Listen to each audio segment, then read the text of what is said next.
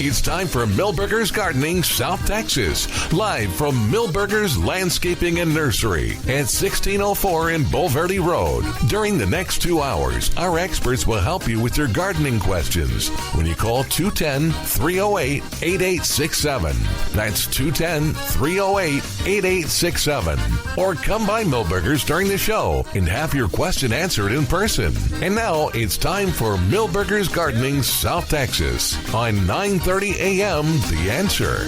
And good afternoon. Welcome to Milberger's Gardening, South Texas. I'm Milton Glueck, along with the experts, Dr. Calvin Finch, Mark Peterson, ready to talk gardening with you. 210-308-8867, 210-308-8867, the number to call to be a part of the show. It's a kind of a warm day. Yeah, but it feels pretty nice here. Now, this morning was very nice. Nice breeze. I went walking this morning, and it was it's hard to build up a sweat. So it was nice. Eventually I did. But yeah, so it wasn't too bad at all. But yeah, there's a little breeze. The flags are trying. And lots of color. And actually the cool thing is kind of seeing, those are the zinnias in front of us, right? Yeah, and there's some space in there, which means that people were buying the zinnias. Well, and there's a lot of butterflies over there in those small number of zinnias. Oh, wow. But, this is Butterfly Central? Butterfly? Yeah, Central. Yeah, so if you want to come take pictures of butterflies, or if you just sit here a second here at Milberger's, you will see lots of butterflies. We got the Scouts here. They're selling popcorn. We have tomatoes. The Boy Scouts. Not Scouts, not like Marlin or anything like that. Marlin? Yeah.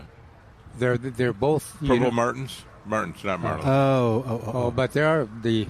I thought you were questioning whether they were male or they're female. Boy Scouts, Girl Scouts, and Cub Scouts there. Yes. All the Scouts. Scouts? Yes. There you go. Okay. But we don't have Purple Martin Scouts here. No. Have you seen any more Purple Martins, or are they gone? They're gone. They're gone, yeah. But that was an exciting picture we saw that Cappy provided. Yeah. Out there in the San Antonio, in the middle of an HEB parking lot, they were all mobilizing these martins, thousands of them. Yeah. Do you think it's a good idea to tell which HEBs, if you've seen it? Am I going to create a little stir if I say if you go to this certain HEB, you see lots of birds circling above? No, not if you know which one it is. Yeah, I don't know if it's that one. But yes, now would be okay. What's that? Now would be well, okay. no, I don't know what kind of birds they were. But we went to the one on Broadway and Bassey in Lincoln Heights. Yes. And it is packed with birds just circling. Yeah. Now? It's been in the past. I don't know today, but yeah. But no, that's cool. That's the same, I think, as going to Mitchell Lake or to the Botanical Gardens. I mean, you want to see the birds. It's exciting. And especially where we're worried about the Purple Martins. A lot of us haven't seen any for 2 or 3 years. Oh, my goodness. You really haven't seen any? Oh, wow. Oh, well, they haven't. They've came through my neighborhood, but they haven't decided to stay. And so we were nervous about that. We were wondering. Of course, our speculation was that the trees were too thick and the ground cover was too high. Yeah. So your neighborhood is no longer Purple Martin friendly. Doesn't seem to be. Although, that we're just guessing what the issue is, and we might be wrong. And I know with we get the regular normal rains and things. You can make decisions about your landscape too, and reduce the amount of. Of course, if you reduce the amount of thickets and cover and things, and then you may not see as many of the thrashers and the finches and goldfinches and all the other birds out there. So you might be one or the other. But it'd be nice if you could have both. Yeah. Hey, by the way, speaking of plants and thickets and stuff like that, don't forget, we are going to speak to Monica Mackley, author of the book, amongst other books, Plants with Purpose. I've heard other interviews with her. She's a lot of fun, and the book is super interesting. We do have Agarita here. Did you check? Thank you. Peter is checking on it, double-checking on it, but he okay. said, yeah, we normally carry it here at Millburgers, which is kind of cool. And then...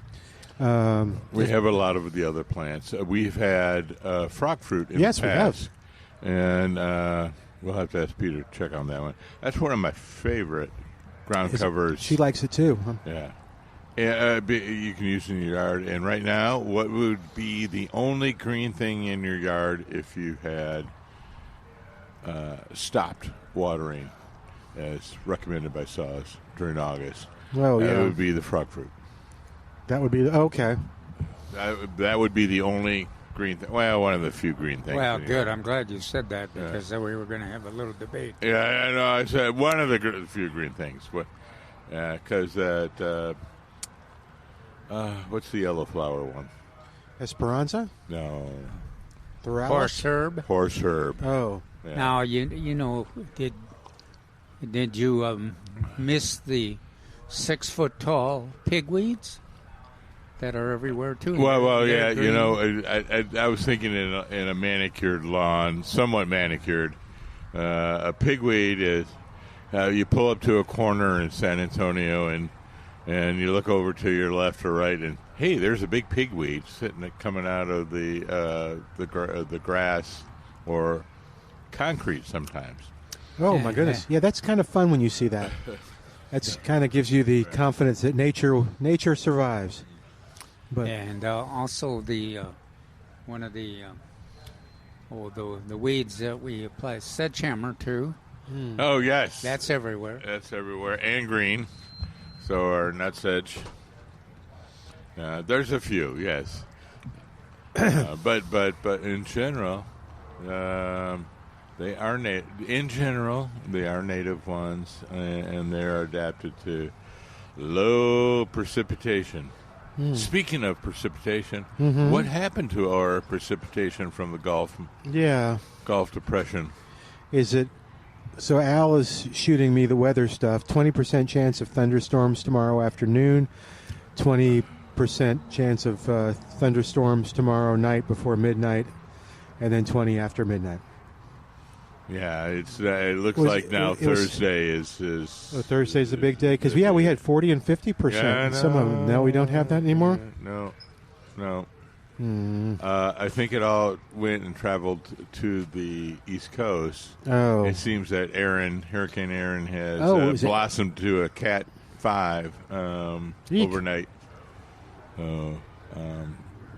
I think it will miss United States, though, most of the United States. yeah. Was Aaron where we were going to get the bands of stuff? No. That was the unnamed tropical depression in the Gulf. That was hoping for the bands of moisture last night or yesterday. Yesterday afternoon. Yeah. Yesterday afternoon today. was kind of pleasant too, but it was for a while. It was in the 80s, I think, and then yeah. Okay. Oh, he's telling me 40% chance on Tuesday. Okay. All right. Yes, sir. What you pointing out? You pointing out a butterfly? Oh yeah, giant swallowtail. That's a pretty. What is that like? Is that the citrus one? No. Oh yeah. Yeah, it is. Yeah. Okay. So we have to And it's one of those that she covers in her book too. think about that. Yeah, which one is giant, which one's tiger, Oh, okay. and which one goes to which one. Yeah, and so the book is neat. We'll talk a little bit more about it when we talk to her, obviously, but it has recipes and all kinds of stuff. And everyone I've told about the chili pekin mayonnaise idea has kind of been like, that sounds interesting. Yeah. Did I tell you about that? Yeah. No, I don't think you told Calvin. You told me late yesterday. Oh, yeah. So in the book, she talks about chili pekins, and she talks about mixing it with mayonnaise to kind of make a little hot mayo. Now I like the way you dealt with them. Mayonnaise is not my favorite thing, Oh, okay. I didn't know that. but that Little salsa? Salsa you made was very good. I was talking to somebody else yesterday, too, about the book, and And she kind of got into it. She said, I love chili piquins. And what I do is I make pico out of them. She doesn't make the salsa. She makes the pico, and it sounds delicious. Hers has avocado in it. It's got the chili piquins. She says, just a little bit of chili piquins instead of jalapenos, onion, tomato. Oh. But it was the avocado that made my ears kind of go, ooh. Yeah, it's commonly called guacamole. Oh, okay. So pico with guac is pico with avocado is guac? Yeah. Oh, okay. I didn't know that. I thought it was like a special pico. Well, you're going avocado, onions, Okay. tomatoes. That's true. You're right. Yeah. And you're I right. was going, it sounds like the ingredients of guacamole. So Okay. instead of jalapenos and or serranos, Right. we're doing chili patin. That Yeah. sounds pretty good. And is it patine or pekin? The little guys that. volunteer. It's tomato. Oh, okay. All right. I go. They're growing everywhere. Right? Oh, the birds love them too. They want to live. Yeah. And that's also one of Monica's plants with purpose. Yeah. No. That's where I saw the mayonnaise thing. That's right. I'm sorry. And my chili pekin thing, besides having one in the front yard, that just again it makes you look like a gardening genius. I don't do anything to it. It just grows. Has all these. I have to dry some more of them, but in the backyard I have gardening trash. Meaning I have like all this stuff that I'll someday put things in. One of them is a big clay pot, about 1.5 feet tall, terracotta, one hole in the bottom, and it's turned over. And coming through that one hole is a big old chili pekin. So yeah, it found its only way to get sun was through that hole, and it did it. So I congratulate it. Okay. What other tomatoes and what other peppers do we have out there, Mark? Do you remember?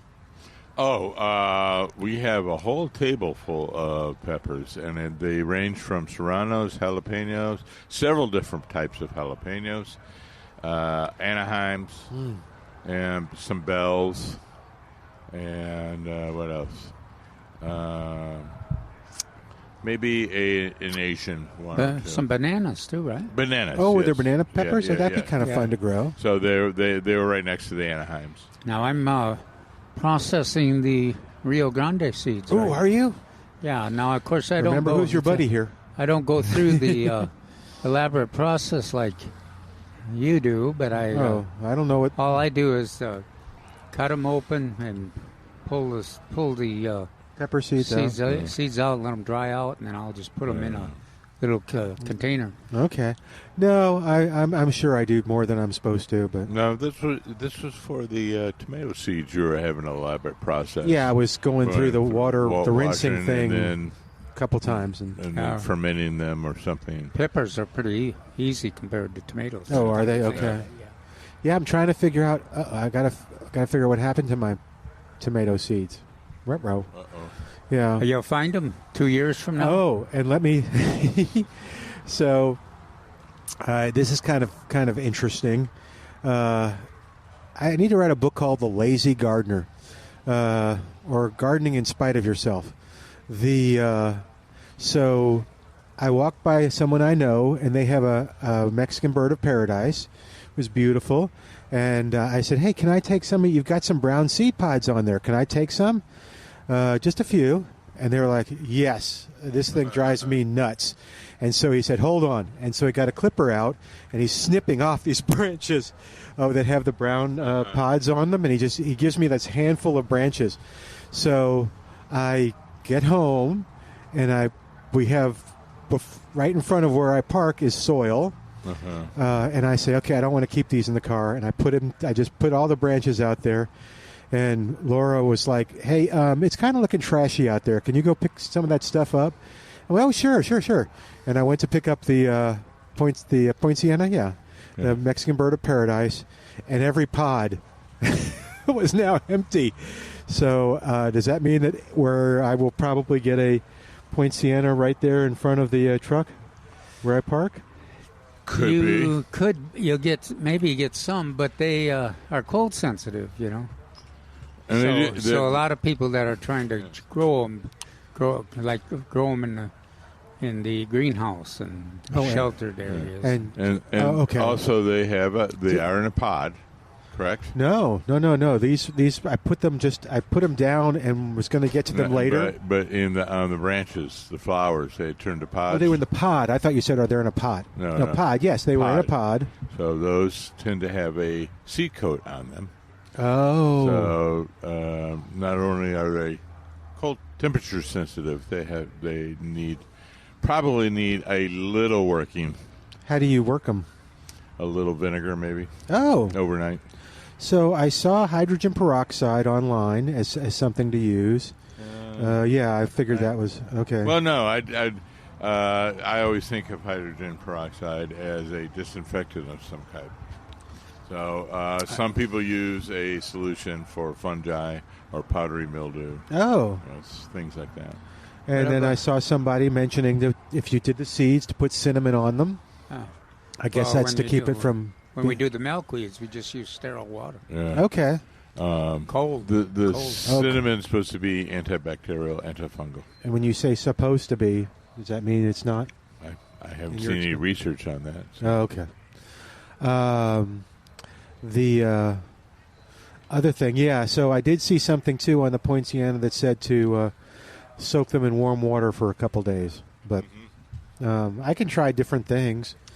So as I was saying, if you want to be quicker, you use a weak acidic solution, or warm water. I'm just afraid of the vinegar. I'm going to kill them.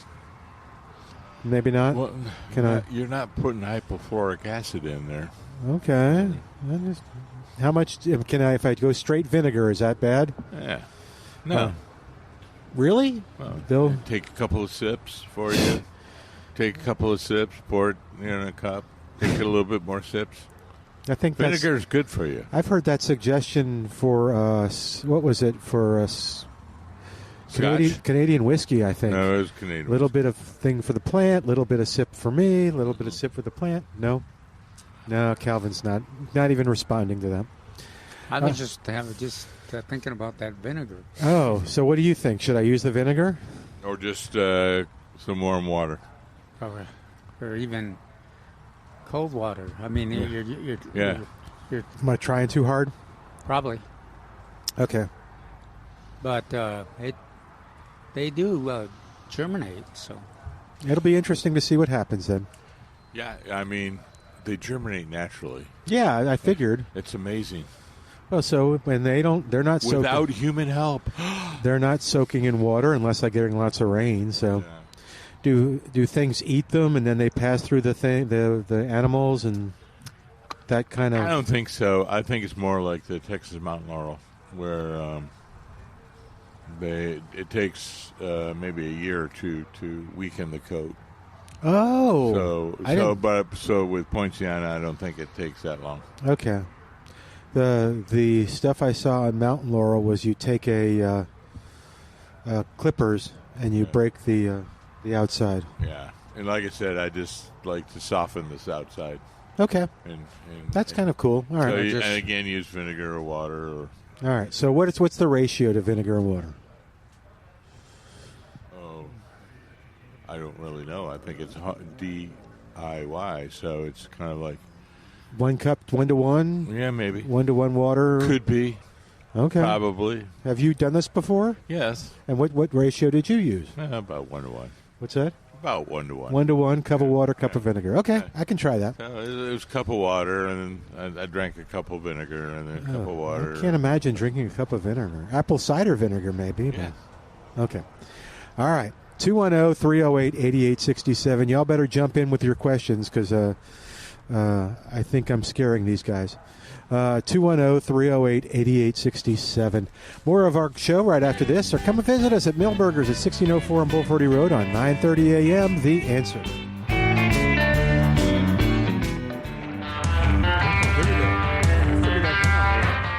And welcome back to Millburgers Gardening, South Texas. Here, I'm going to give you the mic, and we'll throw it to you in just a second. I got to tell everybody here about Prusky's Market right there on Highway 87 in Atkins, Texas. If you're looking for delicious food for your family or you're going to do some grilling, fajitas or steaks or just chicken, or maybe you got one of those rotisserie things going, you'll find everything that you need, the highest quality at great prices and terrific service. I can't get over the service at Pruski's Market. It is so hard to find great service when you go to retail outlets nowadays. You will walk out of Pruski's with a big smile on your face. Go with lots of questions. And again, the sausage is outstanding. It's award-winning, made right there. It's Pruski's homemade recipe, and you can't go wrong. The potato sausage that Calvin likes, the kosciuszko. I don't know if I got that right. You're closer. Closer? Okay. That's the garlic wedding sausage, the Polish wedding sausage, and it's also good. At Pruski's Market, go visit them, and you find them online at pruskismarket.com. That's pruskismarket.com. Opens at 8 till 5, so go by and have a fun time for yourself and treat yourself to some great service and some great food. Yes, sir. Okay, what you got there? You were teasing us a little bit with it. Yeah. You're on the air. Great. So we bought a house 2018. It had a pomegranate tree, bush, kind of, but the previous owners told us that it really never produced fruit. And last year it produced pomegranates, but they weren't edible. They didn't ripen? They spoiled on Oh. before we got a chance to. And when we opened them, they were some of them were diseased. Yeah. This year, we did a lot more research and work on thinning it out, fertilizing it, watering it consistently. And now we've gotten this huge group of pomegranates, and they're bright red, and we open them up, and they're not red inside like you would expect a normal pomegranate. And in fact, they're kind of yellow, but they taste great. Oh, really? So we're not sure. We did some research. They said that there are a few variations that aren't red. So the question is, how do you know if you've got a variation or there's something we're not doing? What do y'all think?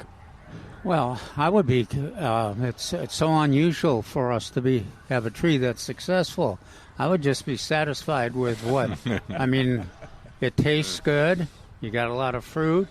You found the techniques that the tree responded to. So I would just go ahead. It seems to me, I always think of them as being ripening a little later, but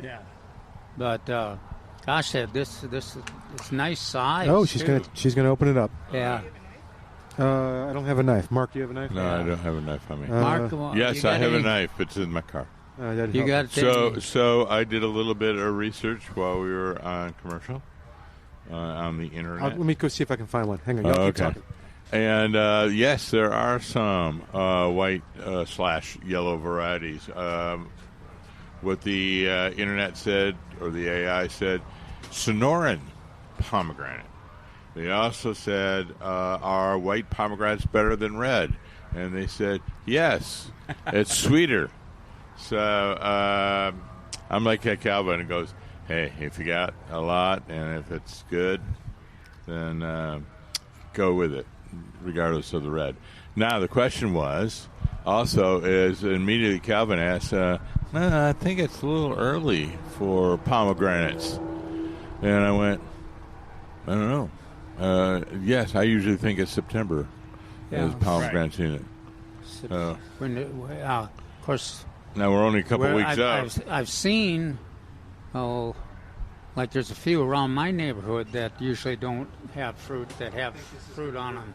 So for some reason this year is, good idea. Despite the drought and everything, it seems to be productive. But your original question is, how do you tell the difference? I don't know. It's basically what the tag says when you're at the nursery. She's good. She's good. She knows. Oh, look at that. Wow. Yeah. So it's beautiful. Yeah, it is a kind of a creamy yellow. How do you eat it? Just the seeds. Oh, you just Pull out the the seeds? seeds.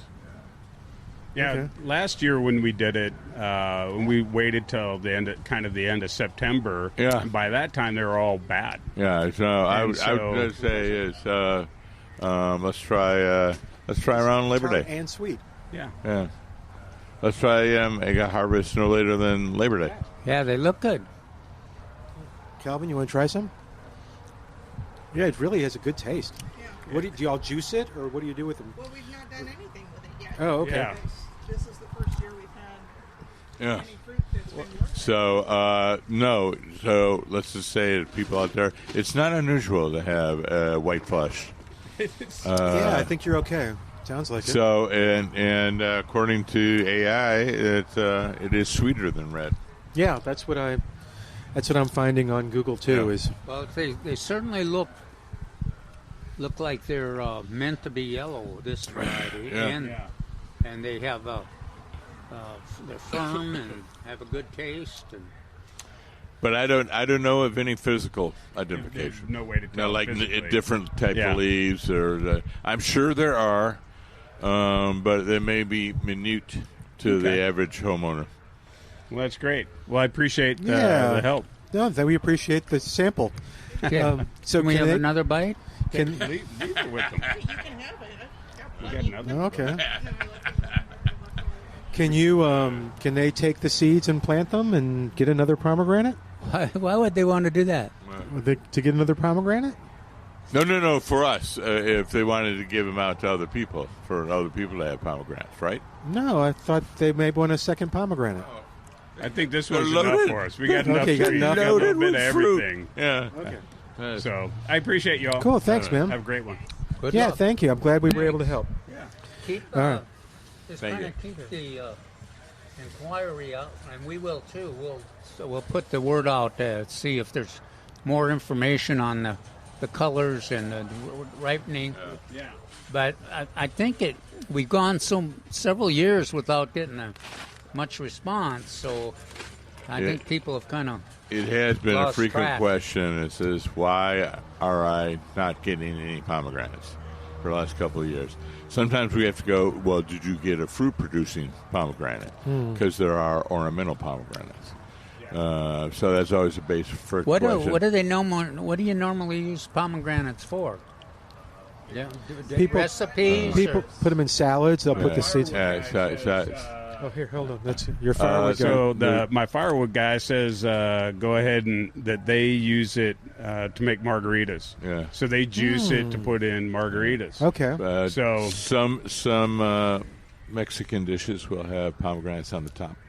Like an enchilada or chili relleno, Oh, yeah. especially chili relleno, they'll put it on top. So let's see. So according to Google, paper shell is one variety. Babylonian white.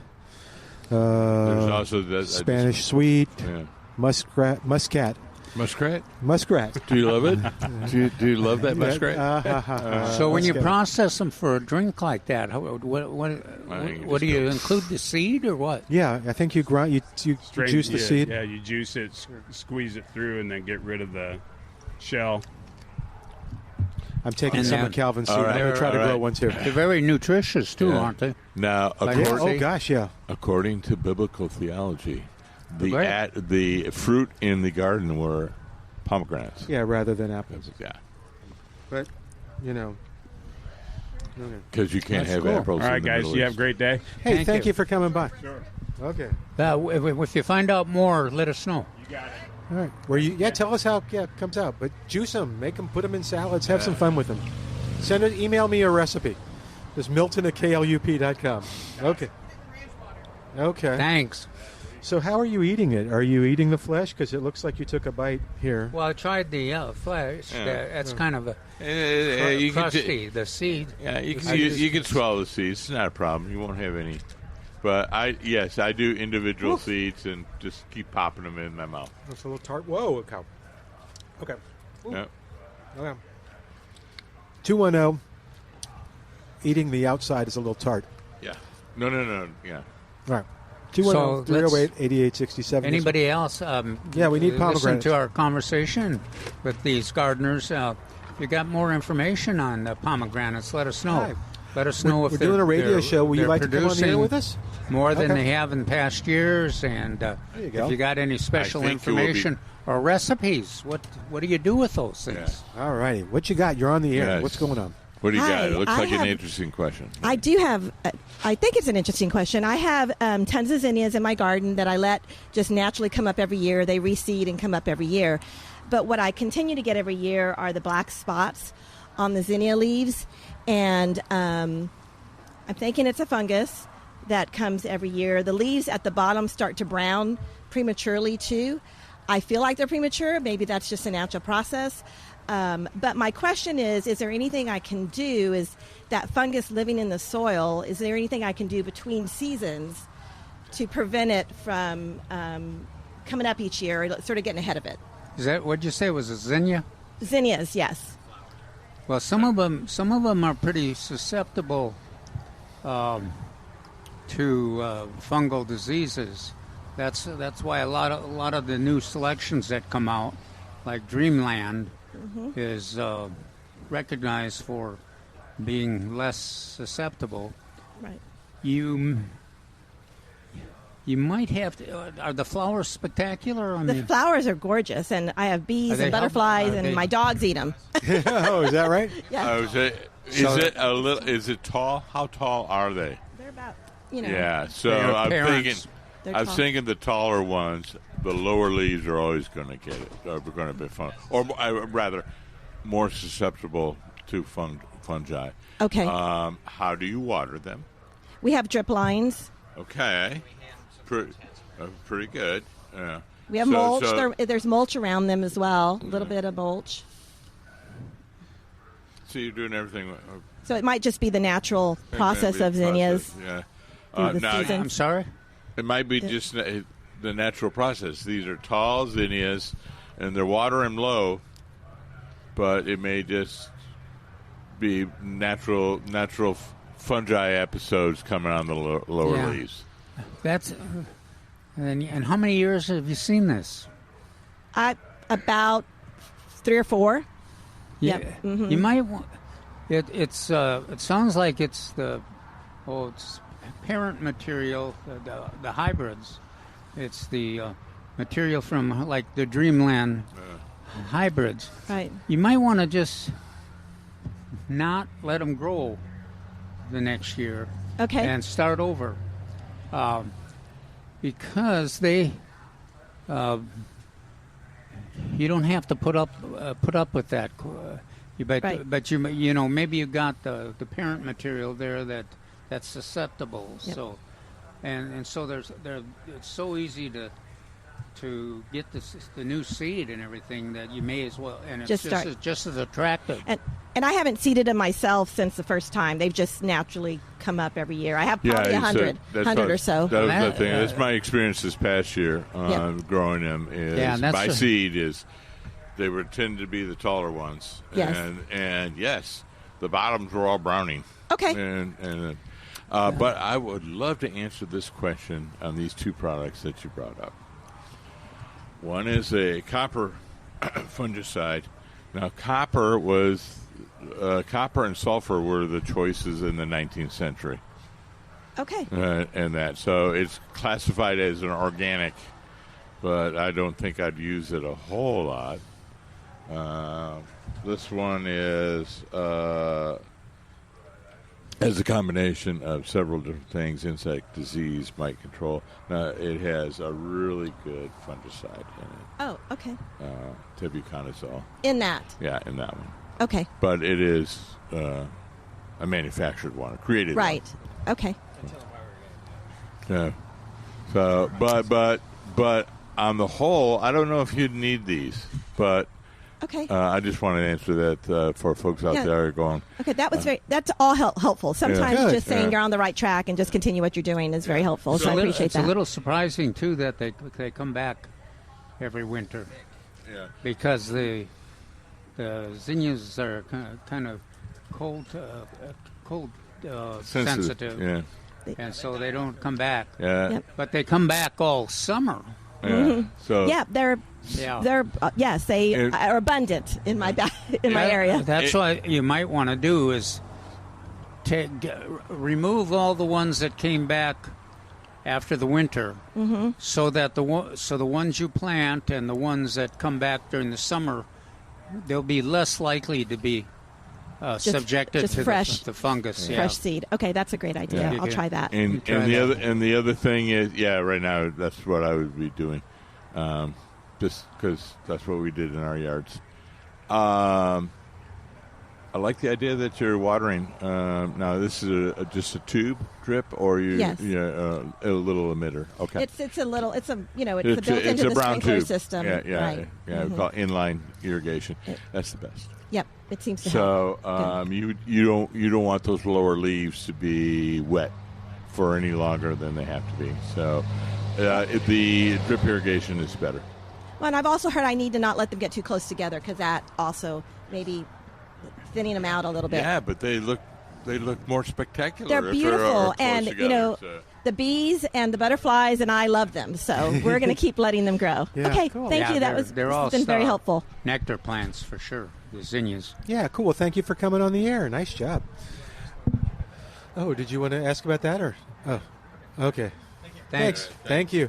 Hey, let's take a quick break. While we do, give us a call, 210-308-8867. Like these nice people, come on out to Millburgers and ask your gardening question in person. 210-308-8867. Back in a moment, Mark Peterson, Dr. Calvin Finch. I'm Milton Glueck, and this is Millburgers Gardening, South Texas on 9:30 a.m. The Answer.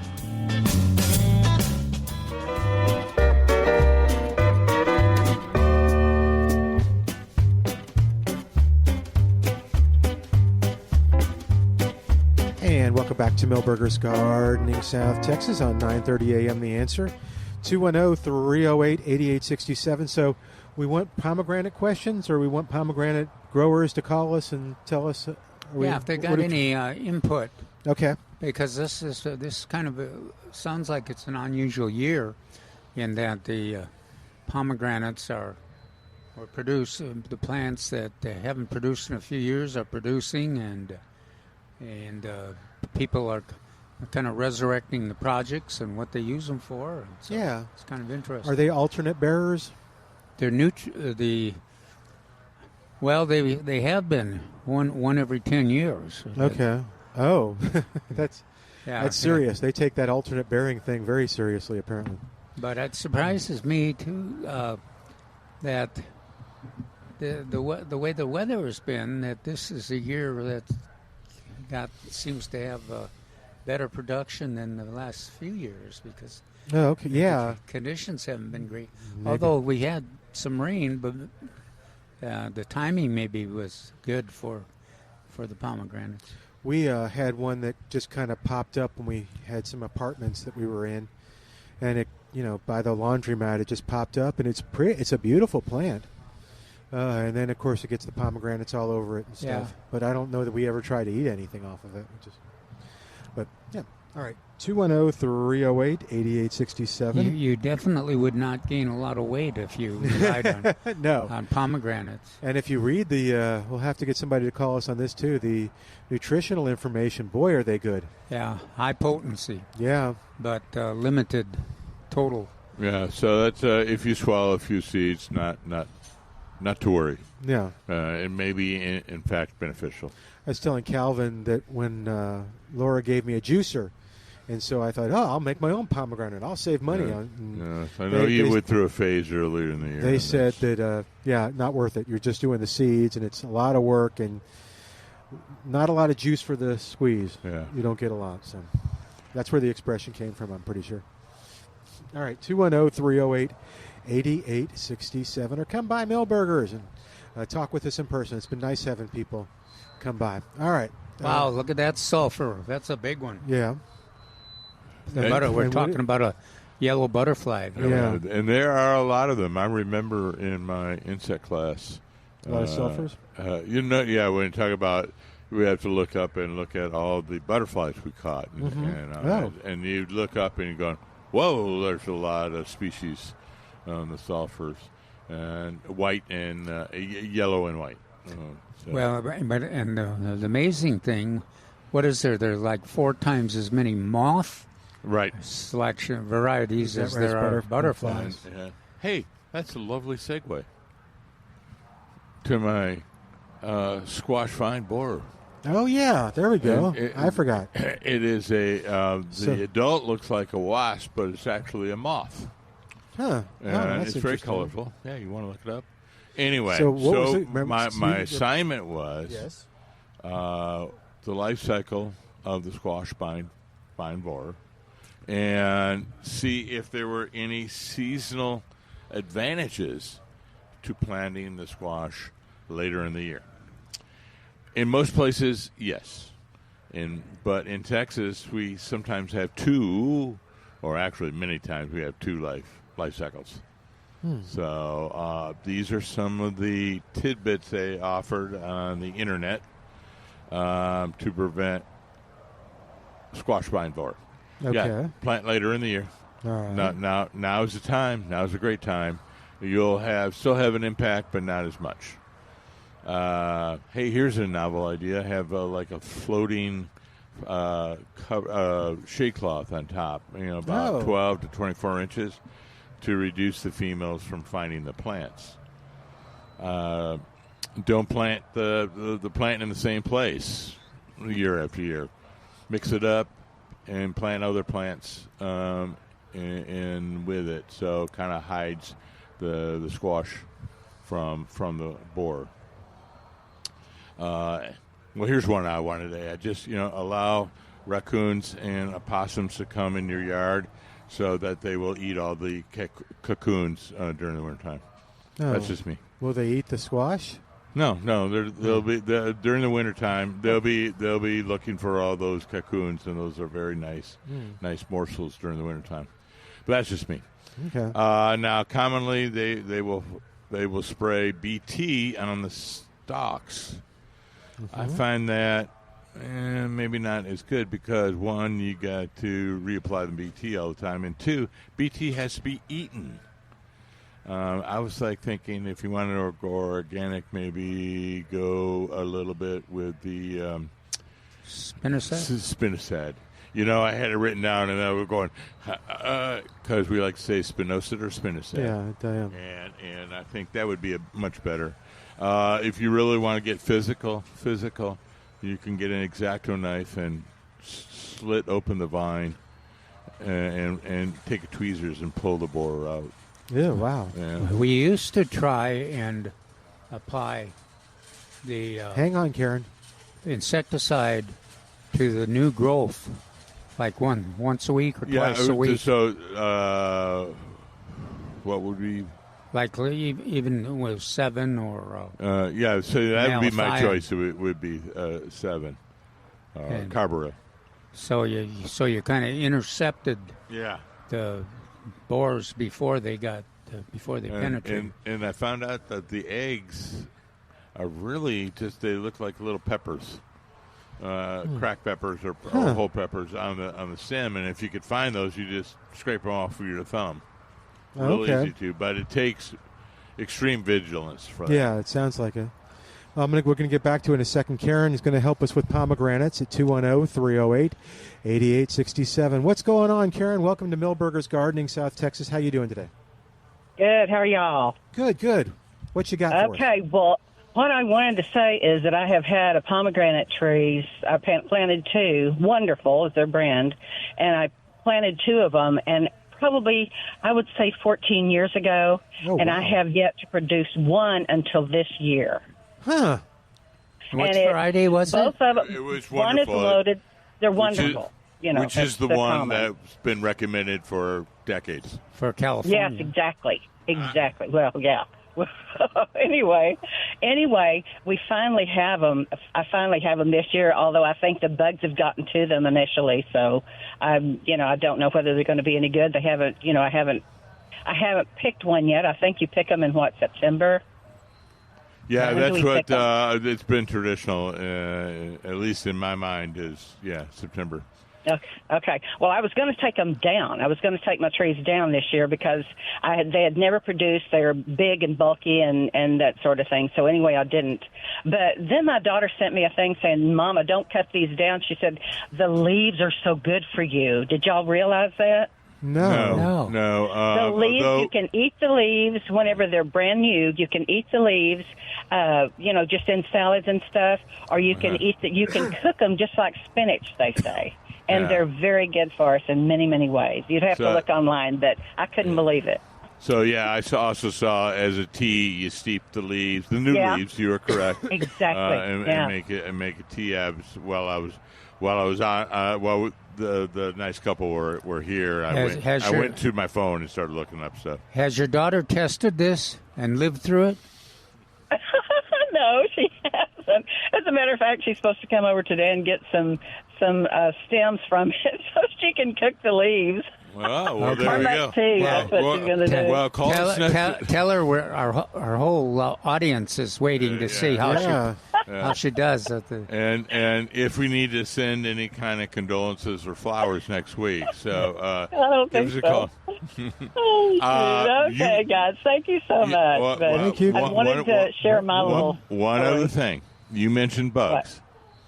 And, yes, these things have a habit of drawing stink bugs to them. And then they sting them. Yeah, they sting them, and then that area is all brown and nasty tasting. Yes, what would you suggest to keep them away? Well, it's very difficult on stink bugs.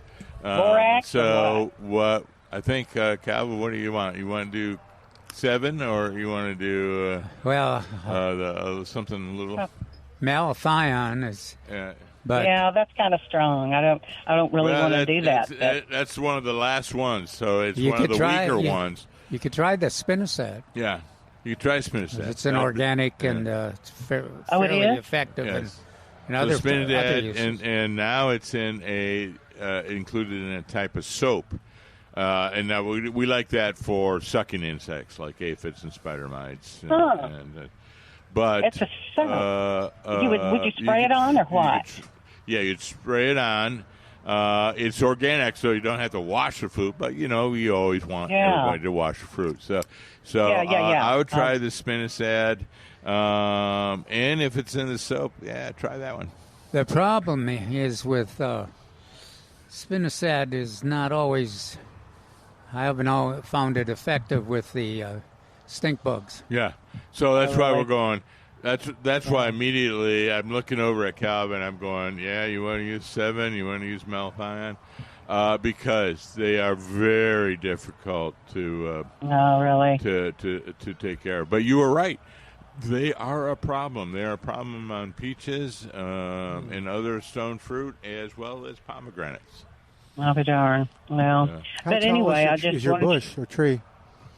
Oh, they're huge. They're probably 20 feet tall. Oh, and my gosh. They for spread a out. I'm going to have to cut them back, literally. That's what I'm going to have to do. Well, that's they're big old bushes. We mentioned 2 things. Wonderful is the variety, and that is a very old variety. Older varieties tend to be taller. Oh, okay. The newer ones, they try to go for a more dwarf or lower shade. Yeah. And then Calvin also mentioned wonderful. Yes, it's recommended for California. And that's the one for years has been a major producer, but mostly in California. So I know our good friend Rob was working with Dr. Parsons on getting different species of pomegranates in this area, mostly from Central Asia. That one we tasted today. Yeah. That one was that was tasty, and it was firm and. They're delicious whenever they're ripe. I mean, my daughter lives on them literally whenever they're in season, so that was why I grew the tree in the first place. But she's not had any fruit from it. But hopefully this year some will be, free of the milk or the stink bug thing. So hopefully so. All right. Okay, well, thank you for the information. You so much. Enjoy your show. I really do. I just love y'all's show. I always listen to it coming home from church, and I appreciate y'all very much. Thank you so much. We're like a church dessert or something. Exactly. Okay. Thanks so much. Have a blessed week. Spinosad or malathion? Okay. I'll get as you're dressing. All right. Thank you. You take care. 210-308-8867. Did you finish all the stuff on the squash No, there's floor? a couple other things for the squash. You physically take it. take it out, prevent it by using various chemicals. Plant in the fall. That's about it. And use varieties that seem to be more resistant to it. Yeah. And frankly, it was a wonderful video I watched, and the young lady was talking about members of this particular family, squash family. Okay. And I didn't write it down. And but if you Google golf life cycle of those squash vine borer, Okay. you'll see a little video. And, All right. and Very cool. So I think our Tatuma is one of those species in that particular. All right. Well, thank you, sir. Good job on the homework. I think you also wanted to know what they eat when there's no squash, but did they say anything? We got to No. The adults do foliage, but Okay. it's all right. We got to take moth. a break. Sorry, guys. It's a moth. We're back with Milberger's Gardening, South Texas, live from Milberger's Landscaping and Nursery at 1604 in Bulverde Road. Come out to visit or call us at 210-308-8867. That's 210-308-8867. And now back to Milberger's Gardening, South Texas on 930 AM The Answer. And welcome back to Milberger's Gardening, South Texas on 930 AM The Answer. Excited about our next guest. We're going to talk to the author of the book, Plants with Purpose, 25 Ecosystem Multitaskers. Monica Mackley is with us, and I think everyone here on the porch here at Milberger's, Monica, is either enjoying the book or has enjoyed it because it's got lots of great stuff in it.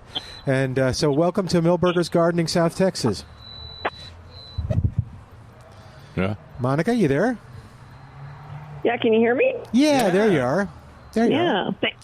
Thank you for having me. I'm glad to be here. Yeah, I know the guys have some questions. Can I start with a couple real quick? Yes, Go ahead. please. Talk about the purpose that you had in creating the book. Well, I mean, I wrote a book about the monarch butterfly and did this kind of deep dive into the whole system and everything that it takes to make the monarch butterfly migration happen, which of course, is host plants and climate and all those environmental factors that contribute to the continuation of that incredible phenomenon. And, just as you kind of go down the bunny trail and you start to look and observe and learn more about plants, obviously milkweed is a host plant for the monarch butterfly.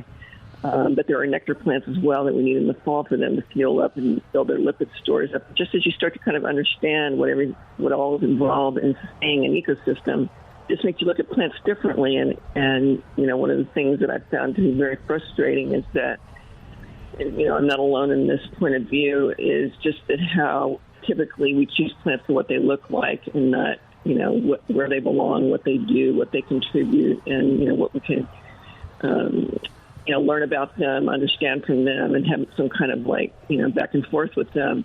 And as I get to understand that more, just sort of observing and looking, I really, was very moved by the fact that we just need to be more mindful about what we choose to plant in our yards, because for so long it's all been about beauty and color and appearances, and that's just not going to work anymore, especially in this climate, like this year in particular, for example, with all the crazy heat we've had. It just doesn't make any sense to have a vast expanse of lawn that you're going to throw a lot of water on and does absolutely nothing for the ecosystem. It doesn't really belong here in Central and South Texas. It doesn't work well.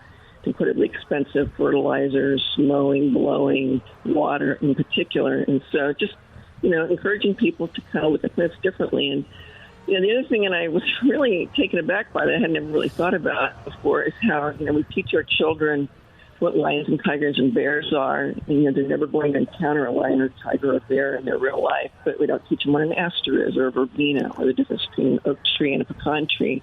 And I really would like to see us, teaching our kids more about plants and how they make pretty much life on Earth possible, from the air we breathe to the food we eat to the medicines that we develop to sort of treat illnesses and sicknesses. Yeah, one of the things I liked about the book was that you included a lot about the butterfly's relationship to those 25 plants, in addition to the introduction of all these new uses or different uses for those plants. Yeah. And Yeah. So the medicinal as well as food recipe. Oh, yeah. recipes for us. I want agarita jelly now, Monica. I want agarita jelly. So, We'll talk to Mike Casey about that because I know. Yeah. So you and I know Mike Casey. Yeah. Talk to Mike for us. Yeah. Get us some jelly. Well, you can come down. He moves pretty fast. He's on his bicycle. Oh, in a is he? Okay. seersucker suit, so he moves Oh. pretty fast. So Okay. you got to catch him.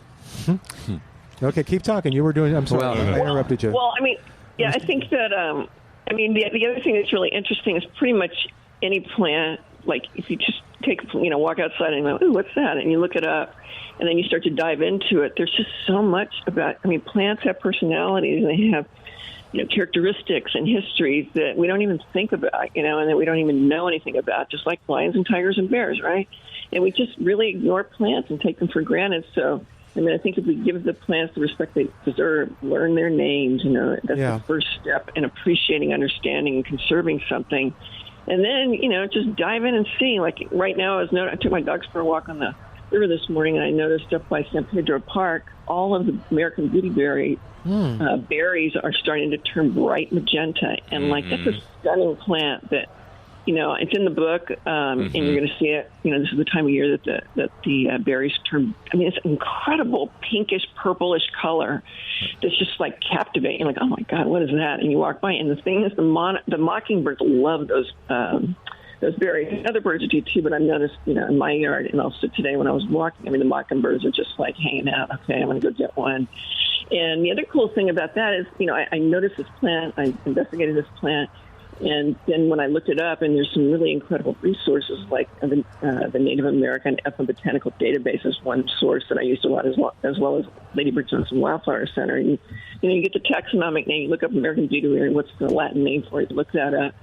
And, there's just so much information about these plants. They're hidden personalities. And you're like, oh, my goodness, I didn't know that. And one of the cool things about American beautyberry that I thought was fascinating, and I actually made this, and I have the recipe in the book, is that the leaves have some kind of terpene in it, some kind of chemical that repels mosquitoes and fleas. And they used to take the leaves of the American beautyberry plant and put it under the bridles of horses to keep the fleas off. And then, people in the pioneer days would take the plant leaves and put it in their hat to repel insects. And so you can take those leaves and boil them down and make a tincture out of it and make a little spray. And I actually I made some, and wow. It's like this organic, homemade, insect spray. It's probably not as strong as DEET, but it's still nice to know that plant has that capacity. And the other thing is, when you think about all the drugs that we use, everything from aspirin to, cancer treatments, most of them come from plants. They come from the essential chemicals in plants that, until we had pharmacists and doctors, basically, botanists, apothecaries were the hospitals and the pharmacists and the doctors that treated people. So, this goes way back that we just kind of skipped over and we don't really acknowledge, or deal with, or recognize. And I think, this is wisdom and information and knowledge that is worth understanding, sharing, and, using, because, one of the things that happened when I started writing the book was when we had COVID lockdown, and I don't know if you guys all probably recall, we had that, it was a 2-month period where we were basically in lockdown. And we went out to our place on the Llano, and I was like, what if we had to survive out here? How do we do it? And what would we do? And it just made me really think about it even more. But, oh, wow, I wonder if I can eat that. And then I'd go look it up. I was like, I can't eat that one. But, there's a lot of things, I didn't know that you can eat mesquite beans. And, that before I didn't know that. Wheat and flour were cultivated, mesquite.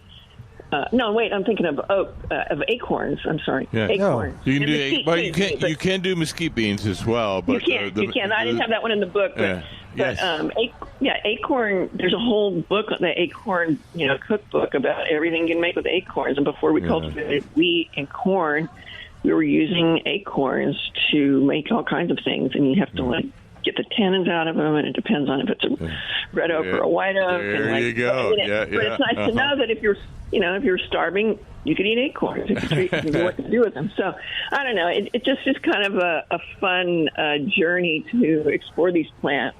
Yeah. And you're just walking along, and you can't resist like looking at them differently and appreciating what they have to offer the world. Our guest is Monica Mackley, author of the book Plants with Purpose, 25 ecosystem multi-testers. What other questions do you guys have? I know, Calvin, you've been... Well, yeah, the one that I have is, how did you get any response? You did a great section on milkweeds, and you brought up the fact that there's controversy and disagreement on the tropical milkweed. How is that argument going now? Is it still there's just a big debate, or is there going to be some kind of compromise? I think it's still a big debate, but I have to say, I hate to say I told you so, but I told you so. Like in the book, in the Monarch book, I talk about this whole thing and how, human beings have disrupted the natural rhythm of the planet and the climate and the temperatures and everything that monarch butterflies rely on to make their annual journey, at different times of the year with all the phenology and the timing of the seasons. And, the weather's going to get cooler now and it's going to get hotter, and everything is based on that. And the more that we intervene in terms of bringing plants that, maybe weren't technically native here, further north, like tropical milkweed, Asclepias kurosavica, they think it's from Curacao, like the tropics. But, as climate change is warming the planet, what does that mean anymore? Because the zones are moving north, everything's getting hotter, summer's getting hotter and longer. Here we are right now, living it. So, well, it's not only us that it's kind of interfering. The monarchs seem to be making a pretty strong statement on their support for tropical milkweed too. Every time it depends on the other thing is that as I say in my book, in the Monarch book, that everybody wants to preserve the migration, but the fact is migration may not be necessary anymore, and that seems to be where we're headed, and more evidence suggests that we're going to have local populations of monarch butterflies that are not going to be migrating. Why do they need to migrate? They can reproduce right here in San Antonio probably all year round. And there are local populations all over the United States now, in Florida, in South Carolina, in California, in New Orleans, and Houston. And so the reason that the creatures migrate, and migration is incredibly hard and very often fatal, is to perpetuate the life cycle, to reproduction of the species, which is the definition of success in biology. And if they can do that locally, why would they undertake this often fatal, very difficult, 2,000-mile journey when they can do it right here? And there's mates available, there's milkweed available, the hospitable climate. It doesn't make any sense. And so we're moving in that direction, and we're seeing that, across the board with scientific studies reinforcing all that. But it's not just about the milkweed. The milkweed is one factor, but it seems like, what's becoming more evident, it just seems like temperature is going to be the big factor, because they don't reproduce at certain temperatures. It's got to get cold, and then they got to get these cues. So, it's very complicated, and there's a lot of factors at play, but, I'm trying to stay out of it in terms of I'm not planting tropical milkweed in my yard anymore. I've got some other milkweeds, and I'm just kind of trying to let nature do its thing. But you're replacing it with the psychedelic drug. No. She's replacing it with antelope and zagotes, I think. Or even I have swamp milkweed. There you go, swamp. Yeah. But there's other options, and we have so much milkweed in San Antonio anyway. Again, I walk on the river, and the San Antonio River, there's just an entire milkweed patch there, and you go over there, and there's queens and monarchs, and it's kind of super unhealthy. Tons of aphids. Who knows what diseases are all. The other thing I think it's important to remember is when you have milkweed, any kind of milkweed, and it's the only game in town, all the monarchs are going to come there, and so if there's one single monarch that has OE or some kind of infection, and they transmit it to the plant, then every other insect, every other monarch that comes to that plant is also going to be exposed to that. So it's very important if you're going to do it to manage properly. And the conventional, advice is, cut the milkweed to the ground late August, September. It'll come back. You're going to get rid of all of the organic matter that's carrying diseases and stuff. But it's kind of like a super spreader event. Again, COVID lessons. It's like we learned that, get a ton of insects or a ton of people together, and one guy's infected, everybody's going to get it. So you've got to sort of manage for that and be mindful of it. We're talking to Monica Mackley, author of Plants with Purpose. Mark, you had a question? Oh, I just wanted to thank you for including a lot of plants that don't often get notice or that people are aware of. So some of them, we had asked the staff here about agarita. Yeah. And we do have it here. We have agarita. I love frog fruit. Right now, people, if you see a field or grass that is a little brown and you notice one green plant in it, many green plants. I had Calvin wanted me to include horse herb. But it's frog fruit. This time of year, it is evident. And then the other one I had forgotten about.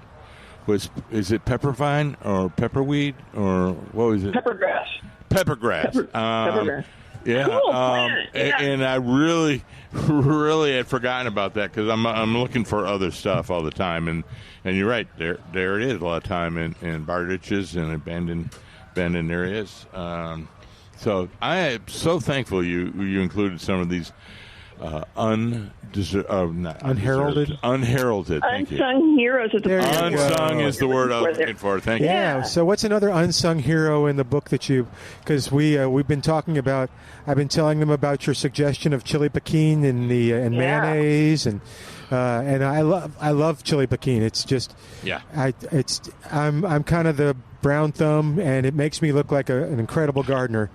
Well, thank the birds for it because they're the ones that planted. I know. I've never planted chili piquin. I have it all over my yard, like in the alley that serves as our driveway. I just go down there and harvest and make sure I wash them good. But one plant that I always say is my favorite, and it's not edible. And honestly, it's toxic, is Jimsonweed. I just think that plant is, one of the things I say in the plant book is you need to treat your yard like you're hosting a dinner party.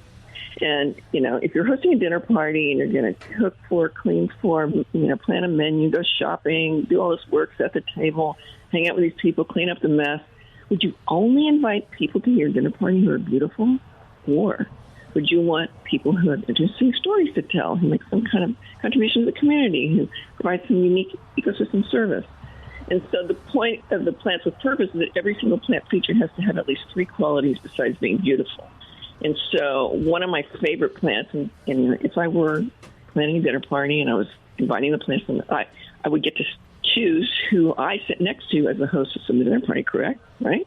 Mm-hmm. So if I were going to sit next to someone, I would choose Jimsonweed because I think Jimsonweed is one of the most interesting plants. First of all, it's beautiful with the gorgeous white flowers. It's the host plant to the sphinx moth. It blooms at night. It has this incredible fragrance, like most plants that bloom at night are white and have a strong fragrance to draw in the pollinators, in this case, the sphinx moth. It's really great to plant it along, I think, a walkway when you come in at night and you're going to walk by and just smell that lovely smell. It has this awesome seed pods that they call Indian thorn apples. It's like this, ping pong-sized ball with little prickles all over it that busts open and sprays the seeds all over. But the other cool thing about Jimsonweed is it's one of the first examples of ethnobotanical warfare. And the reason for that is in Jamestown, Virginia, during the Revolutionary War, the colonists learned about Jimsonweed from the native people, and they learned that it was toxic and that you couldn't eat it. And then when the British arrived and started to try and take over, they made a stew with Jimsonweed in it and served it to the Brits. And they bought themselves 7 to 10 days while the British were incredibly sick and couldn't function. And so it was known at the time as Jamestown weed and later became known as Jimsonweed. But then even before that, in indigenous cultures down in South Texas along the Devil's River, I don't know if you guys have been down there to the Shimla Project, but they have been documenting these amazing cave paintings along in the rivers, in the caves along the river.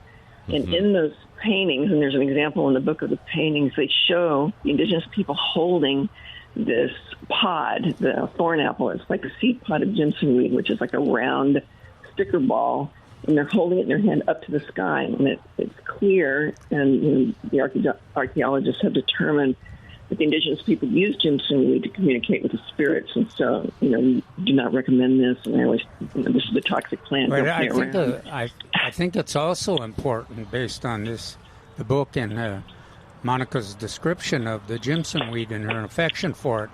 If you irritate Monica, and if you get any kind of invitation resembles Jimson weed, you want to pass it up. Yeah, if you're invited to that party and she serves you, then no, we don't eat it. We don't eat it, but I mean, it's just a cool plant that has that's good. Multiple dimensions to it beyond being beautiful. It just has all these stories and uses and like history that are like, wow. And you'll get a lot of that in the book. That's the cool part. There is a very attractive section on certain plants like Jimson weed where you have caution. And you have kind of a reddish paint swiped over it, and then the cautionary tale on it. So I really like that. I thought that was very innovative, and people would read. Yeah. Monica, we have to go to a break, but where do folks find the book, and are you doing any book signings or anything? I actually am doing a couple book signings. I think I've got one coming up in Kerrville on September 13th. I'll be at the Texas Book Festival. Oh, okay. There's a couple of other things coming up. I'm going to Dallas, and I have on my website at TexasButterflyRanch.com, I have an author events page if people want to go there and see what's up. But the book's available everywhere books are sold, on Amazon and local bookstores. Yeah. Very Twig, cool. And Nowhere Bookstore, whatever. So yeah, I like Nowhere too. You guys. Yeah, I appreciate you guys helping me call attention to it. Always a pleasure. Yeah, I got it. We only have about a minute left. I have a weird question for you.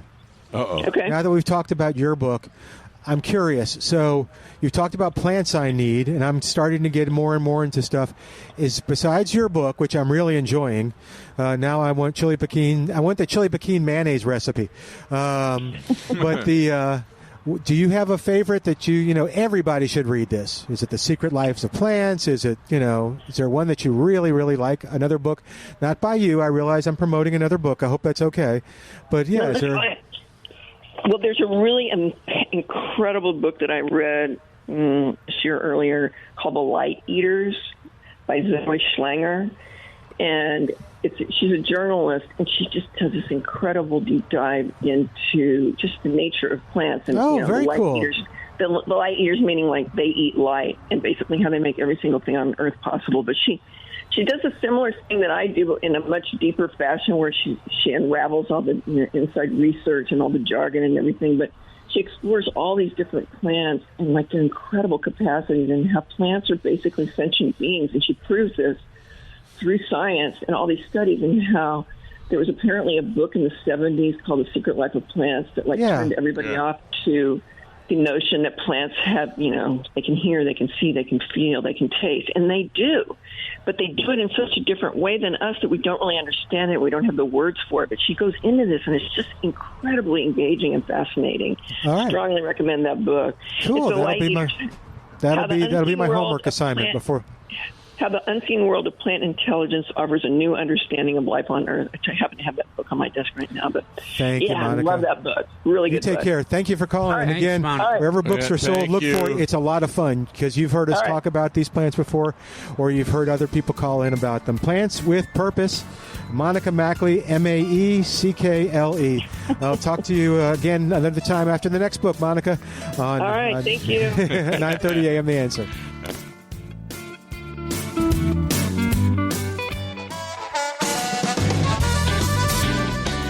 And welcome back to Milberger's Gardening South Texas on 9:30 a.m. The Answer. 210-308-8867. 210-308-8867. The number to call to be a part of the show. Thanks to Monica Mackley for coming on. She did a great job as always. And so we need to thank her, and also acknowledge the book is a fun read. It's interesting. Yeah. It's not a long read, and it is a page turner. So it's a great book. All right. And I mentioned it in it. Yes, and Mark is mentioned in it, so that naturally means it's a little better than the normal, than the average book. And how are you mentioned in it again? I'm just a footnote, but it is my internationally famous 3-2-1. Oh, really? Yeah. Okay. So, and it works for both trees and perennials or shrubs. We reduced the amount of time from 6 months to 6 weeks for shrubs. Essentially, this is the same. Frequent light irrigations changing to infrequent, i.e. once a week, deep irrigations. Okay. So, but anyway, that's what I mentioned, and you can read more about it at gardenstylesa.com. All right. Under the maintenance. And what is the thing that you wanted to know more about that she was talking about? So she went by it, and she was one of her resources in her development of book, and she said it was I believe she said it was the Native American plant resource or plant website, something like that. So I had never heard of that before, so we're going to ask Monica to send us the website. Yeah. But it seems to be a compilation of all the data and information regarding the Native Americans' use of plants. There you go. Cool. Hey, James is on the line at 210-308-8867. 210-308-8867. James, what's going on today? You're going to help us with pomegranates? Yeah, I got several things. I sent you a photo of my pomegranate, and I got a question on the fruit. If y'all get a chance to look at it, it's got some. Get it in just a second. Some dark in the process. Okay, he has very slow fingers. I do. It's sad. Yeah, that's right. I've got slow internet. That's my problem. It takes forever. See all that rain you get. Yes. Yeah, I tell you what. There's no rain today. It's hot out here. Yes, it is. It is. Yes, it is. We're hiding on the porch, basically. I am too. Oh, there you are. Okay, I see it. Let me send them the picture. All right, you keep talking. Okay, so that pomegranate tree is Purple Heart, which I found out is also called Sharp Velvet or something like that. Also is another name for it. We're talking to James. Kevin was helping an individual walked up. And I'm sending you the picture he's talking about. Purple, what was that again, James? Purple what? Purple Heart was the tag on it when I got it. I won it as a door prize. The pomegranate. The pomegranate was called Purple Heart. Not our Purple Heart that we love so much, but no. The pomegranate was called Purple Heart. Okay, just sent it to you. Okay, so we the experts are looking. There's a picture until you get it. Oh, wow. Do you see the darkness on the? I'm new to pomegranates. Yeah. Okay, so do you see the darkness on the fruit? Is that a mold or a soot or a mildew, or is that natural, or is that something to be concerned about? The little black specks, I think is what he's talking about. Yeah. And they weren't moving at all, were they? When you saw it? No. They're just little specks. Yeah. So what I had about a month or so ago, I had about a dozen fruit on there. I'm down to 2. Darn squirrels. So I pulled out my bird netting from my failed TIF blue experiment of a few years ago and trying to save I think there was about 4 or 5 left on there when I put the net on. Now I'm down to 2, so I don't know if I'm going to get the photo I sent you as the bigger one of the 2 left. And I'm kind of concerned about that black growth on it or whatever that might be. Is that a reason for concern or no? Because I'm just trying to. Did you get it on your phone or yet? I don't know if I got it on my phone. Oh, here you go. Here it is again. There it is. Okay. I think it would wash off, so I'm not worried about it. I still would like to know what it was. It looks like little bugs. Bugs? Yeah. Okay. I'll look closer at it a little later. Yeah, I mean, they're like little sucking things. I don't know. Okay. I don't know. Well, one, we can rule out stink bug because that's about a dime size brown spot into the pomegranate. So I don't see that. I just see little black. They're the size of rice grains or smaller, right? Or is that relative? Yeah, I'm not looking. Sorry. Yeah. I was excited. Milton got excited too. You put the nickel by it. Thank you, sir. It's actually a quarter. Oh, okay. I believe. So that's a little bit bigger. Yeah. I still don't know what that is. Okay. Did you get the picture? Check it closer. I'll send it again. Boy, they sure do look like little black rice grains, and I don't know. So should I spray it or hose it off while it's on the tree? I would hose it off. Just hose it off with the water hose. Yeah. Okay, I can do that. Okay, my second question. I must have misheard or misunderstood when I called maybe about a month ago on my Celeste fig, just newly planted late this winter, early spring. It's got fruit on it. I thought I heard they were going to ripen within 2 weeks. They're still as green as can be. Is that normal or abnormal?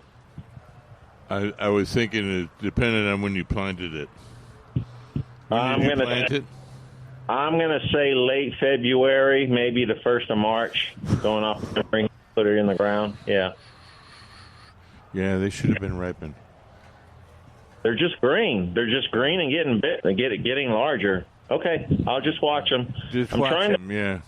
I'm trying to beat the squirrels to them. I'm waiting for them to turn color. Yeah, because I want to try a couple. I guess buy more cloth. I guess is the answer. Because you were using the cloth from one to the other. Actually, I do have some more bird netting. I guess I could throw over that fig. Yeah. That'd be a good idea. Okay, my third question is my Mr. Lincoln rose that I planted this spring in a container, bare root. And I remember Trace advised at the time not to put any of that systemic fertilizer pesticide combo on there because it might burn the roots. The rose has done real well, and it's got long canes on it, and it's got like 7 or 8 beautiful roses right now. And I cut one last night, took it inside. So I know from growing roses in the past, tea roses anyway, supposed to prune around Labor Day. So this thing is blooming like crazy right before Labor Day. So do I still cut it back at Labor Day and sacrifice this bloom period, or just let it go? I'd let it go. Yeah. I mean, I would enjoy it, and because every year is a little different. The weather's a little different. You know, our weather is different from the north, and so you got a lot of variation and flexibility there.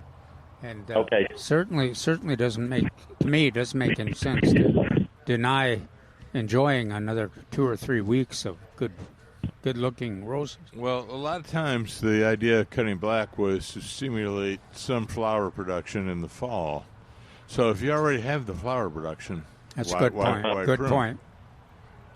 Yeah, and the thing is, since it's a newly planted shrub, if you will, I haven't pruned it at all other than, harvesting some of the rosebuds periodically through the summer. So just don't prune it at all until, I guess, next February. Give it a good pruning. Yeah. Now you could say, well, I should get it into the normal pruning schedule, but gosh, I think I'd go ahead and just enjoy it this year. Yeah, it's real nice. The flower buds are kind of smaller than I hoped for, but they do look nice. They are nice. And one more from Milton. He asked me yesterday, and I think I broke up because I was going around the corner. My Vitex is not blooming again. Did not really have a third bloom period. But I don't think I'm getting anything either. Okay, so will it bloom for anyone there? Will it bloom again before the freeze, or if we cut off until next spring? We cut off the seed pods and the seeds and stuff. I'm not sure. I think you're lucky if you get two blooms, two after 2 prunings. I don't know if you can you'll benefit by another pruning, but it's a good experiment. Okay, now Mark, when I planted this, he said there was a couple of strategies depending upon how you wanted the shrub or tree to grow. And if I want it to kind of widen and hedge out, would that pruning be this fall or next spring? Well, I wouldn't do it in the fall, but I would do it early spring. Early spring. So we're talking February. Okay, now the first part of February. The plant is only about 3.5 feet tall, maybe 4. So next spring, to what height should I prune it? If I want it to be like a shrub, a bushy shrub. I'm going down to 6 inches. All the way down to 6 inches. Okay, all right. As long as you're not touching it right now and allowing all that food to be produced from the leaves into the roots.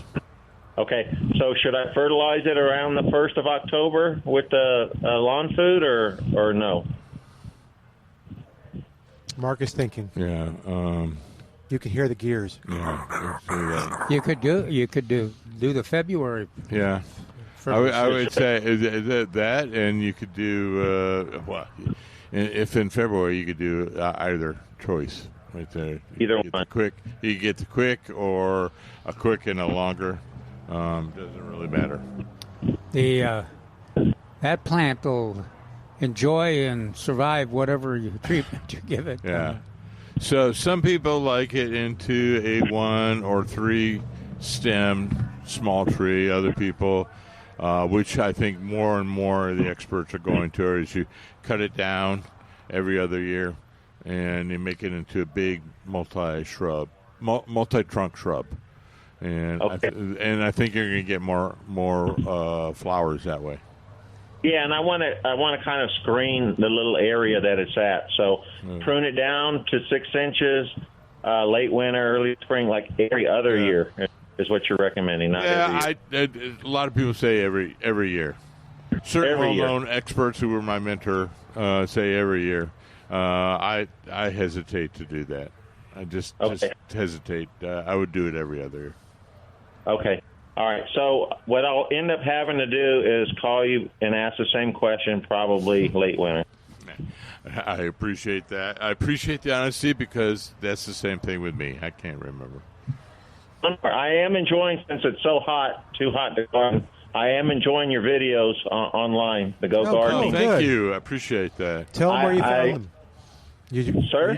Tell folks where you're finding them. Well, I found them at first, gardening, what is it, GVST or whatever. GardeningVolunteers.org. Yeah. Yeah, and I think it had a link, and it shot me over to the videos. I watched the one on, was it Chris Park the other night? Yeah, that's for this month. It will be on there for the entire month. And then the one with Lee. Did you like that one? Did you go follow up with that one with Lee from San Antonio? That's actually kind of a funny one because we talk about all the inflorescence. And we also talk about and show how to build a native solitary bee hive or nest. And can I say that? Are we confirmed on that? What? With Molly? With what? With Molly? Well, sort of. I mean, okay. As much as you can. So on that, we're looking forward to the possibility, maybe the tentative. Talking with her next week. Talking with Molly Keck, and we're going to specifically ask her how to increase the number of solitary bees. And also honeybees. She's an expert on all that kind of stuff. Yeah, that lady's real nice. I sent her an email a couple of years ago on an insect issue, and she responded to me real quick. And doesn't surprise me. That's great. Yeah. Thank you, James. All right, thank you. Always good talking to you. All right, 210-308-8867 is our number. We're going to take a break and come back after this with more of Milberger's Gardening South Texas on 9:30 a.m. This is The Answer.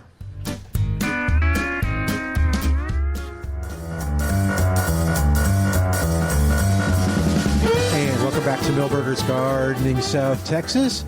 We're at 210-308-8867. Ray has called us. Hey, Ray, you got a pomegranate question too, huh? Everybody's talking about pomegranates. Wow.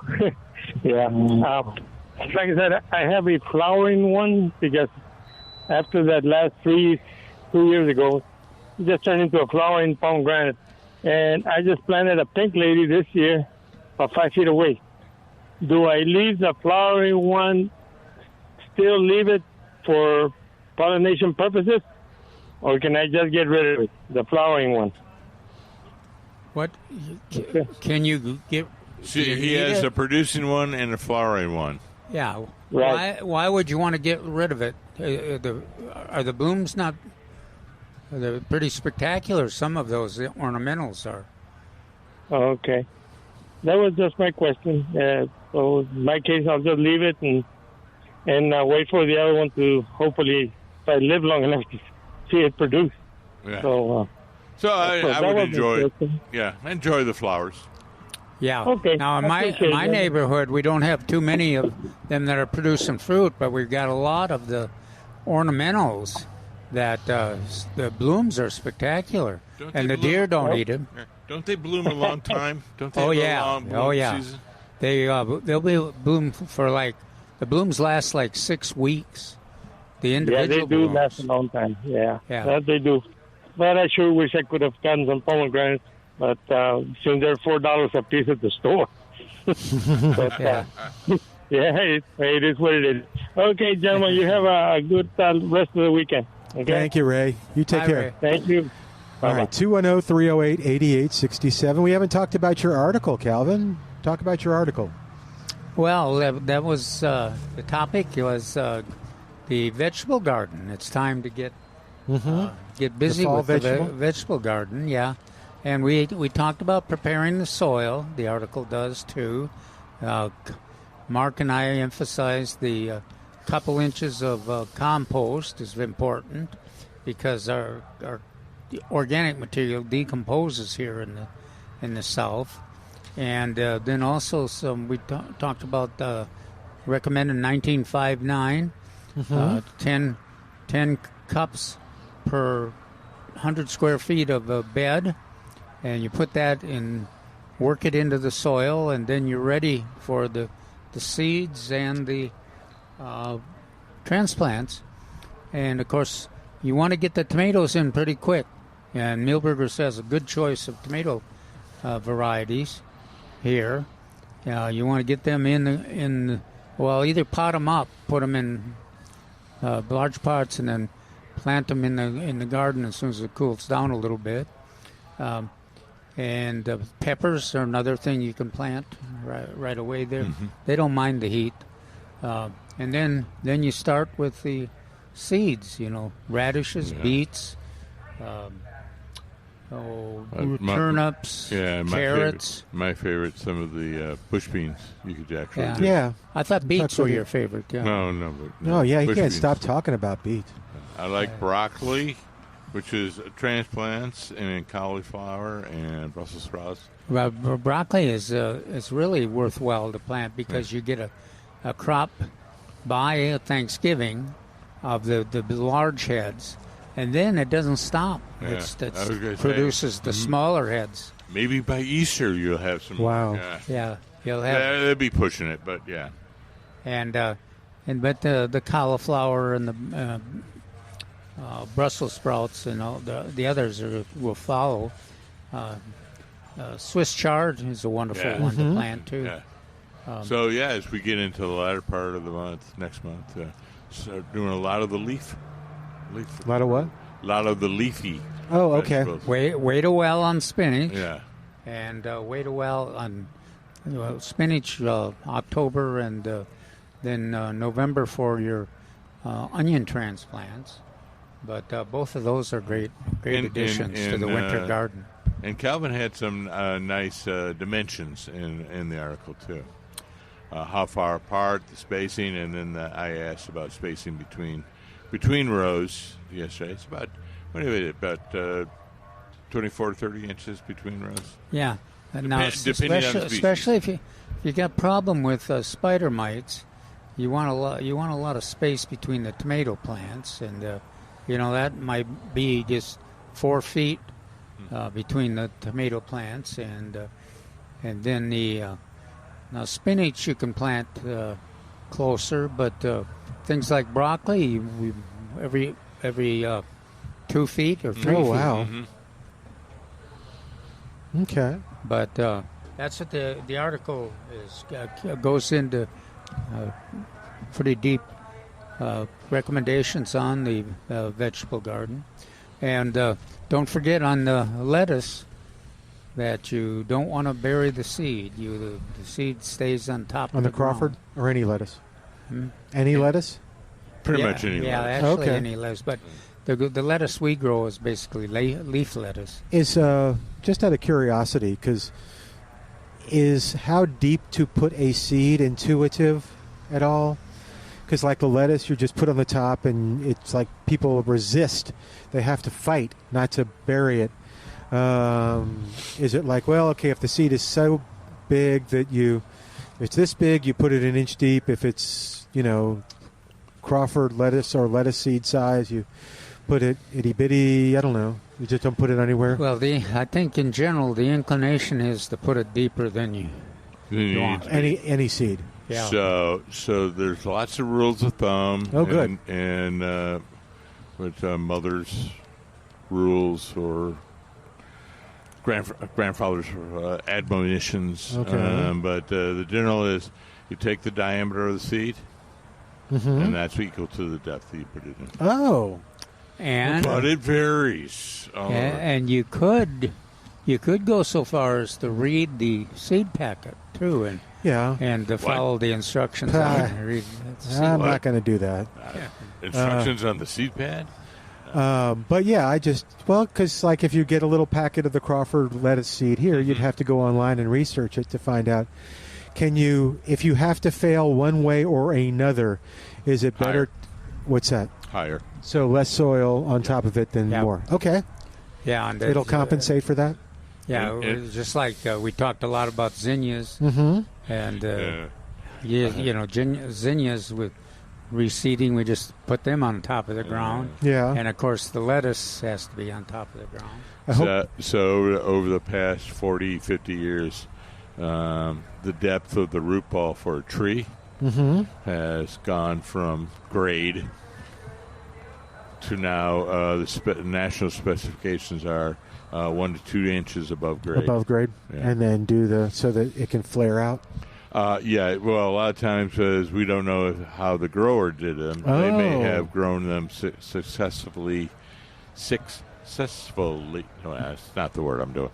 Multi-times over in a pot where they bury the roots. Okay. That often happens. But also we found out that the mulch and the planting mix decomposes, and so the plant sinks. The root ball sinks, so you always want a little higher.